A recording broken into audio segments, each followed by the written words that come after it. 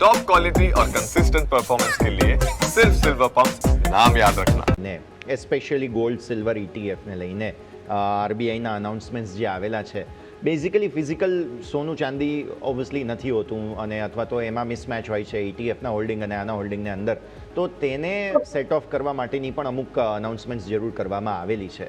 જે લોકો gold silver ETF વગેરે જે છે તે હોલ્ડ કરતા હોય, કેમ કે તમને ખ્યાલ હશે છેલ્લા જે જાન્યુઆરીના આંકડા આવ્યા તેમાં ક્લિયરલી આપણને સમજવા મળ્યું કે સોનામાં રશ બહુ વધારે છે અત્યારે બેઝિકલી ઇટીએફમાં.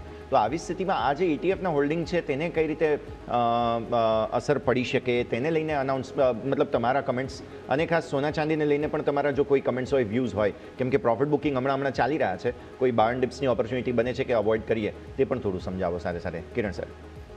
તો પહેલા હું સર્ક્યુલરની વાત કરું તો ફર્સ્ટ ટાઈમ આ વસ્તુ આપણે નથી જોતા, this is an second time આપણે આ વસ્તુ જોઈ રહ્યા છીએ. લાસ્ટલી હું તમને યાદ કરાવું તો 2013માં NSEL નેશનલ સ્પોટ એક્સચેન્જમાં પણ સિમિલર વસ્તુ જોવા મળી હતી કે જ્યાં paper silver, paper gold, paper platinum, in fact ત્યાં તો પેપર કોપર અને ઝિંક પણ ના પ્રોડક્ટ હતા. સો લોકો ઘણા બધા લાઈક ફિઝિકલ કોઈ ઝિંક બાય કરશે, કોપર કોઈ બાય કરશે, એના ચાન્સીસ ઓછા છે, પરંતુ જો એને પેપરમાં કન્વર્ટ કરી દો છો તમે તો ચોક્કસ જ લોકો ત્યાં બાય કરે, ઇન્વેસ્ટમેન્ટ કરે અને લેવાની વૃત્તિ ધરાવે છે. પરંતુ ત્યાં પણ આપણે જોયું હતું કે આ સિમિલર મિસમેચ હતું કે લોકોનું બાઇંગ વધી ગયું હતું, પરંતુ એક્સચેન્જ પાસે એટલું સ્ટોક નહીં હતો. અત્યારે પણ ઘણા બધા ગોલ્ડ ઇટીએફ્સ આપણે જોયા છે કે જ્યાં એ લોકોએ મિસમેચ જોયું છે. સો કશે ને કશે એ રિકન્સિલેશન્સની માટેની વાત કરી છે કે ભાઈ તમારું ગોલ્ડ ઇટીએફના જેટલા પણ એનએવીઝ હોય એની સામે ગોલ્ડ યા તો સિલ્વર ઇટીએફના જેટલા એનએવીઝ છે એ એનએવીઝનું જે total in terms of KG યા તો ગ્રામમાં આવે છે તો એટલું તમારી પાસે હોલ્ડિંગ હોવું જોઈએ.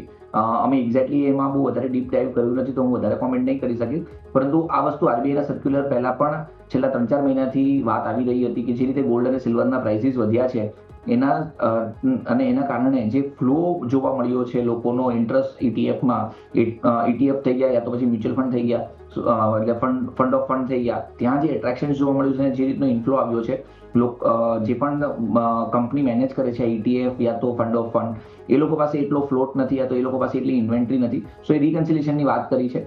હવે આનાથી શું ઇમ્પેક્ટ આવશે? તો ચોક્કસ જ ઇમ્પેક્ટ આવશે. ઇમ્પેક્ટ એવો આવશે કે એ લોકો નવા પૈસા લેવાના બંધ કરી દેશે. ઓલરેડી આપણે જોયું કે ઘણી બધી એએમસીઓએ નવા પૈસા ઇટીએફ અને બીઝમાં લેવાના બંધ કરી દીધા હતા. તો એવા કોઈ ઇમ્પેક્ટ આવી શકે છે. અધરવાઇઝ દેર આર નો સચ કાઇન્ડ ઓફ એન ઇમ્પેક્ટ કે આ ઇટીએફના કારણે યા તો રિકન્સિલેશનના કારણે ગોલ્ડ પ્રાઇસીસ અને સિલ્વર પ્રાઇસીસમાં કોઈ ઇમ્પેક્ટ આવે. Reason we are a price taker.